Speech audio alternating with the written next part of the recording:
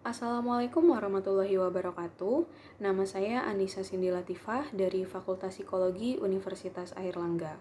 Saya selaku peserta magang ADS Internship 2025 dan hari ini saya akan berargumentasi di sisi kontra melawan mosi sebagai pemerintah Indonesia. Dewan ini akan memprioritaskan beasiswa berbasis prestasi seperti beasiswa unggulan, LPDP, dan lain-lain yang menjadikan capaian akademik sebagai syarat utama dibandingkan beasiswa tidak mampu seperti bidik misi, KIPK, dan lain sebagainya yang diperuntukkan untuk kaum ekonomi menengah ke bawah. Dewan juri yang terhormat, kita mulai dari definisi dari beasiswa itu sendiri.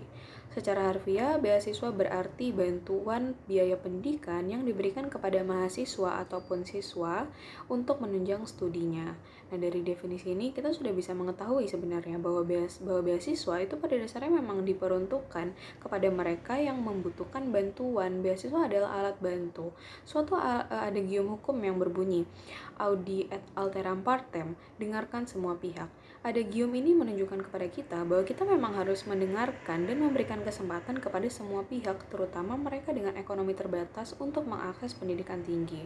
Karena sejatinya pendidikan merupakan sarana untuk memeratakan kualitas hidup, bukan hanya hadiah bagi mereka yang sudah unggul. Di juri saya akan memberikan dua argumen yang menegaskan kenapa saya berdiri tegak untuk menolak mosi ini. Pertama, kita bicara soal realitas kemiskinan di Indonesia.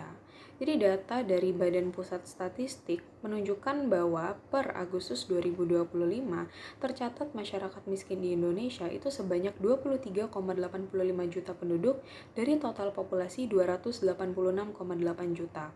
Nah, data ini menunjukkan bahwasannya masih banyak masyarakat kita yang hidup di bawah garis kemiskinan. Di antaranya ada jutaan anak-anak dengan potensi yang besar yang kesulitan untuk mengakses pendidikan tinggi karena keterbatasan ekonomi.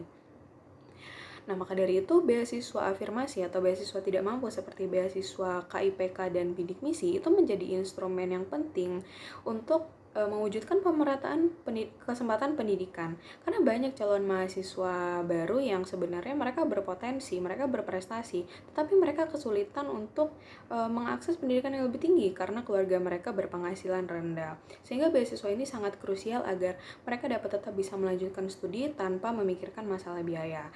Nah, jadi kalau kita memprioritaskan beasiswa prestasi, itu tidak akan mengurangi angka kemiskinan di Indonesia secara signifikan. Karena nyatanya, penerima beasiswa prestasi itu seringkali berasal dari keluarga yang memang privilege, mereka yang sudah memiliki akses fasilitas memadai seperti bimbingan belajar yang berkualitas, lingkungan pendidikan yang mendukung, dan juga networking yang menunjang mereka seperti itu.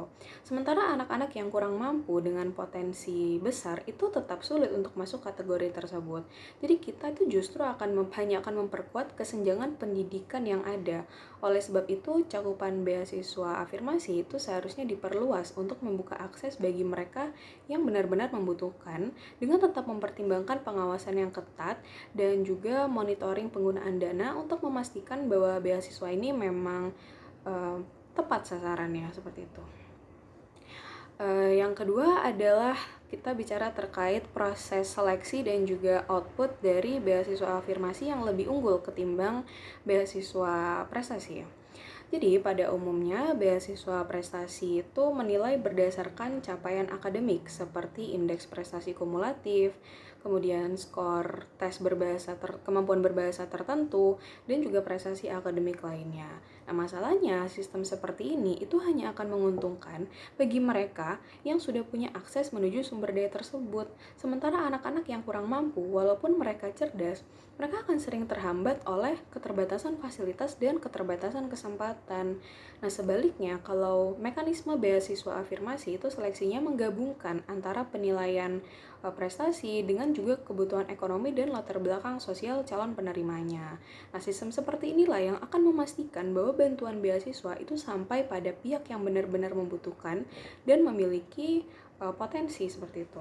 Kemudian untuk dari segi output, nah output dari beasiswa afirmasi itu bukan hanya menghasilkan lulusan yang berkualitas, tetapi juga membawa perubahan sosial yang nyata, seperti meningkatkan mobilitas sosial, mengurangi kesenjangan pendidikan, dan juga memunculkan motivasi belajar di lingkungan sekitarnya. Kita bayangkan Juri, kalau misalkan ada satu anak dengan ekonomi rendah yang berhasil menerima beasiswa, itu akan mengubah sangat banyak aspek dalam kehidupannya. Dia bisa memutus keluarganya dari kemiskinan struktural dan juga menginspirasi lingkungan sekitarnya. Nah, domino efek inilah yang akan membawa dampak sosial yang jauh lebih luas daripada sekedar penghargaan akademik. Sementara beasiswa prestasi, outputnya memang menghasilkan lulusan yang berkualitas, menghasilkan individu yang unggul, tapi sebagian besar benefitnya itu hanya dirasakan oleh mereka yang dari awal sudah unggul, mereka yang dari awal sudah beruntung, bukan kepada masyarakat yang terpinggirkan. Nah, dengan begitu, memprioritaskan beasiswa afirmasi itu adalah strategi yang lebih adil, manusiawi, dan juga berdampak luas. Dewan juri yang terhormat, jika kita telah mendasarkan pilihan kepada data dan nilai sosial, maka pertanyaannya hanya ada satu. Apakah kita ingin mempertahankan status quo dengan memberikan penghargaan kepada mereka yang sudah beruntung dari awal, atau kita ingin memberikan kesempatan kepada mereka yang benar-benar sedang berjuang keluar dari keterbatasan?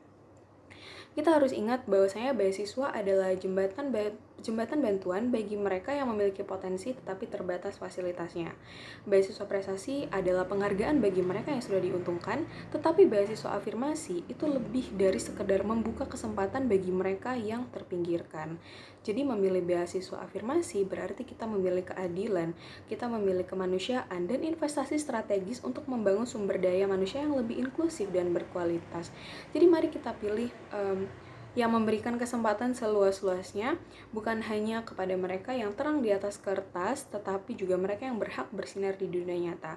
Karena kembali lagi, sejatinya pendidikan adalah hak semua anak bangsa. Terima kasih juri.